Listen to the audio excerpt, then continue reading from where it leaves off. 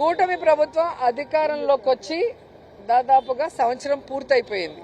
ఈ సంవత్సర కాలంలో వాళ్ళు గతంలో అధికారంలో రావటానికి ముందు ఏవైతే వాగ్దానాలు చేశారు, ప్రజాగళం పేరిటతో ఎలా అయితే చంద్రబాబు నాయుడు గారు, పవన్ కళ్యాణ్ సంతకం పెట్టి ఇంటింటికి కూడా బాండ్లను పంచారు.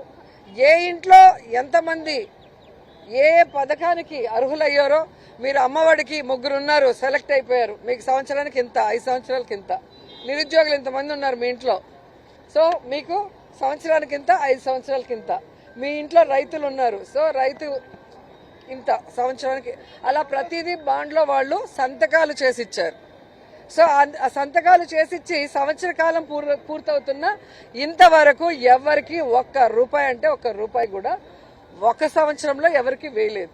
మొన్న పొదిలీలో జగన్మోహన్ రెడ్డి గారికి వచ్చిన ఆ జన సమూహాన్ని, జన సునామీని చూసి భయపడి రాత్రికి రాత్రి జీవోని తయారు చేసి తల్లికి వందనం అని చెప్పి మాట్లాడారు. కానీ జగన్మోహన్ రెడ్డి గారు ఇచ్చిన 84 లక్షల మంది తల్లులకి ఇవ్వలేని వాళ్ళు ఇక 2 ఉంటే 30, 3 ఉంటే 45 ఎలా ఇస్తారో 45,000 మీరే ఒకసారి ఆలోచించాలి. సో ఈ రోజు ఒక కార్యక్రమాన్ని జగన్మోహన్ రెడ్డి గారు ఇంట్రడ్యూస్ చేయడం జరిగింది. Recalling Chandrababu's manifesto. చంద్రబాబు మేనిఫెస్టోని గుర్తుకు తెస్తూ అంటూ ఈ QR కోడ్ ఉంటుంది. దీన్ని వాళ్ళ ఫోన్లో వాళ్ళు ఓపెన్ చేస్తే చంద్రబాబు నాయుడు, పవన్ కళ్యాణ్ గారు ఎన్నికల ముందు ఏం చెప్పారు, 2024లో వాళ్ళ అధికారంలోకి వస్తే జూన్ నుంచే ఏమేమి ఇస్తాము అని వాళ్ళు మాట్లాడారు. అండ్ ఏ ఆంక్షలు లేకుండా ప్రతి ఒక్కరికి కూడా మేము అందజేస్తాం, మేము ఇచ్చిన మేనిఫెస్టోని చెప్పడమే కాకుండా జగన్మోహన్ రెడ్డి గారు ఇచ్చినవి కూడా మేము కంటిన్యూ చేస్తామని చెప్పి ఈరోజు ఈ రాష్ట్రంలో ఉన్న ప్రతి ఒక్కరిని ఎలా మోసం చేస్తారో ప్రతి ఇంటికి తీసుకెళ్లే కార్యక్రమాన్ని ఈరోజు శ్రీకారం చుట్టడం జరిగింది. సో దొంగ మాటలు, దొంగ మేనిఫెస్టోలు చూపించి కూటమి ప్రభుత్వం ఎలా అధికారంలోకి వచ్చిందని ఈ రోజుకి కూడా ప్రతి ఒక్కరికి ఆశ్చర్యం. ఎందుకంటే దాదాపుగా 40% ఓటింగ్ జగన్ గారికి ఉన్నప్పుడు వీళ్ళు ఎలా అధికారంలోకి వచ్చారు, జగన్మోహన్ రెడ్డి గారికి ఎందుకే 11 సీట్లు అనేది చాలా మందికి అనుమానాలు. ఎందుకంటే ఎన్నికల రోజు ఎంత ఓటింగ్ పోల్ అయింది అన్నదానికి, కౌంటింగ్ రోజు పోల్ అయిన దానికి దాదాపుగా 43 లక్షల ఓట్ల డిఫరెన్స్ ఉంది. దాన్ని ఎన్నికల కమిషను ఎంక్వైరీ చేయాలి, అలాగే కోర్ట్స్ కూడా దీన్ని చూడాలి. అంటే 10 రోజుల్లో జీవో ఇచ్చి 6 నెలలు ఉండాల్సిన ఈవీఎంలను డిస్ట్రాయ్ చేసిన విషయం అందరూ కూడా గుర్తుపెట్టుకున్నారు.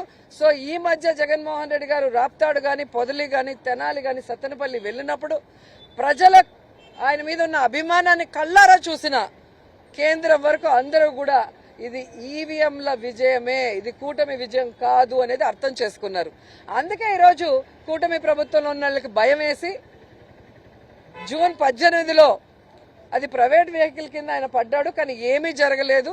ఆయనకు ఒక సైడ్ కొంచెం స్వల్ప గాయాలైతే 108లో హాస్పిటల్కి పంపించామని చెప్పి యాక్సిడెంట్ చేసిన ప్రైవేట్ కారు నెంబర్ని డిస్ప్లే చేస్తూ ఆ కార్ని సీజ్ చేయడం కూడా జరిగింది.